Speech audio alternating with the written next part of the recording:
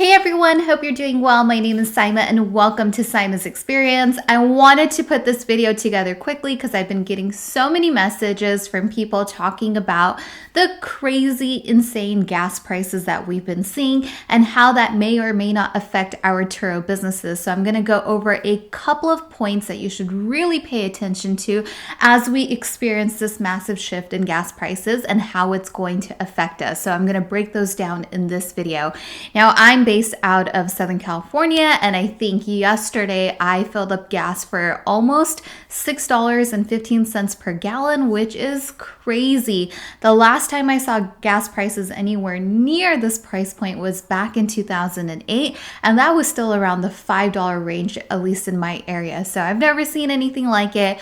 Hopefully it's temporary, but you know what? No one ever really knows how long these things are going to last in a market and what may or may not affect it based on supply, international tensions. There's just so much going on in the world. So we are going to manage whatever we can control. And here are some best practices that you should take into account for your Turo business. Number one thing that I noticed in the marketplace is that car rental prices are sort of inverting themselves because the demand has shifted. So meaning your compact, more economical cars, which are usually priced much lower when it comes to day rate, those day rates have gone up because people are looking for vehicles that are more fuel efficient, consume less, and just give you more miles per gallon. And then you have your vehicles that are like your 7-seater SUVs, right? Which normally would get a very high day rate because of course you're getting far more car, it seats more people, more space, so on and so forth. And so you see a higher day rate on that, but now that has sort of switched. The 7-seater SUVs are seeing a bit of a decline in day rates, and the compact, more economical cars are seeing an increase in their day rates. So if you find yourself in these categories, you want to make sure that you're watching the marketplace to see how prices are shifting. And maybe in your marketplace, this is not happening, but it is happening with some car rental companies, and it may continue to happen as people really feel the effects of these gas prices. So this is also very new, which means it can take time for these changes to take place. So we want to anticipate, we want to be ahead of the game and make sure we're prepared. So you should be researching your local market area, take a look at the cars, look at how they're priced, and then look at your local car rental companies and take a look at how they're priced so that you can move in motion with the way that the market is moving. That's going to be very important. Now, of course, all my host friends out there that have electric vehicles, Teslas, you guys will likely thrive in this type of market. So that's fantastic. And that may also mean an increase in day rates for you guys. So this is also a good time to capitalize on that as well, because there is going to be demand for those vehicles, but you want to make sure that the value is always balanced out, right? Just because you can increase your day rates because you're an electric vehicle doesn't mean that the buyer, the renter, isn't going to take that into account. Obviously, if they're trying to offset gas prices, they don't want to pay exponentially more to be an electric vehicle if it's not going to make a difference. So always make sure you build in that value and that it's the best experience for the renter and it makes sense for their wallets as well. So that's something that you want to pay attention to. Now, I know a lot of you guys offer deliveries. So delivery is point number 2. Many of you guys offer free delivery, and that is a great value add. But of course, at the end of the day, as Turo hosts, we are all small business owners. So if you are offering delivery, and if that ends up being a much larger cost center for you now because of these price increases, you may want to consider either implementing a delivery fee or increasing your delivery fee. Can't talk today. So just make sure you double check your listings and make sure that the math makes sense. If you are offering a service, but if it's going to send you in the negative, then you want to make sure you're charging for it, because remember, delivery is still a phenomenal feature and it has a lot of value built into it because of how easy it is and how convenient it is for the renter. So oftentimes people don't mind paying for it because of just the ease and the convenience convenience and the time save that it provides for them. So charging for it may not be a bad idea to help you offset your expenses. So that's very important. Now, many of us also offer prepaid fuel as an option on our listings, right? And usually that's something that you set way back when you first list your car and you kind of never revisit it. But now is the time to revisit it. Now, you can definitely go in there and increase those prices. You know, maybe it's just a $10, $15 bump to cover any gap that may exist.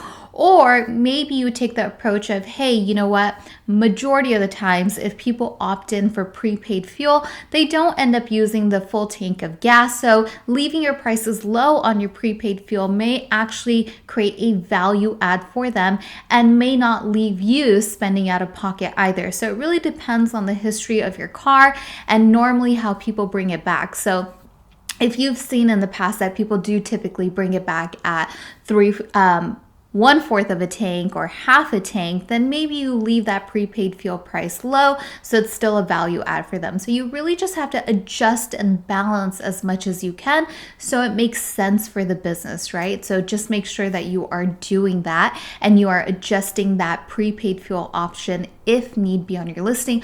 I know for me personally, I did bump up the price by about $10 because typically I find that people will drive and they'll bring it back empty. So I don't want to have to pay out of pocket for that, but that's just me personally. So it's really up to you what fits best for your listing.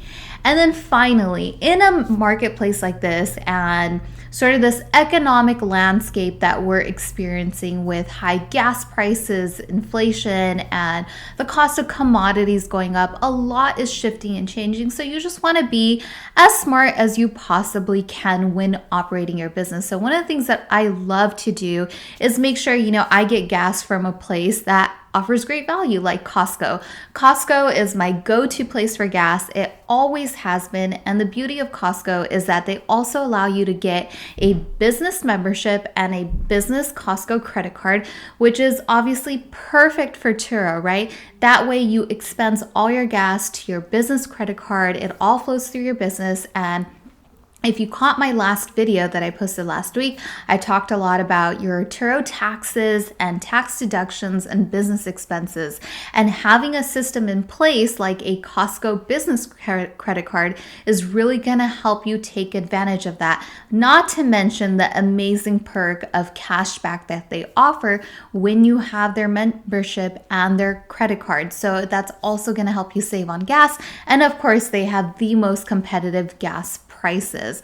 Now, one of the things that I used to do in the past that I'm going to make sure I actually add to my listings today is I would always advertise to my renters that, hey, listen, for added value and added convenience, if you don't get a chance to fill up the car with gas, I always fill up at Costco, which is going to give you the best gas price. So when I submit for that reimbursement, you are getting the best bang for your buck. So people I notice would love that. They would prefer that I fill up for them at Costco. Just do that reimbursement. Of course, you get that reimbursement fee as well, but it's still a great value add for your guest.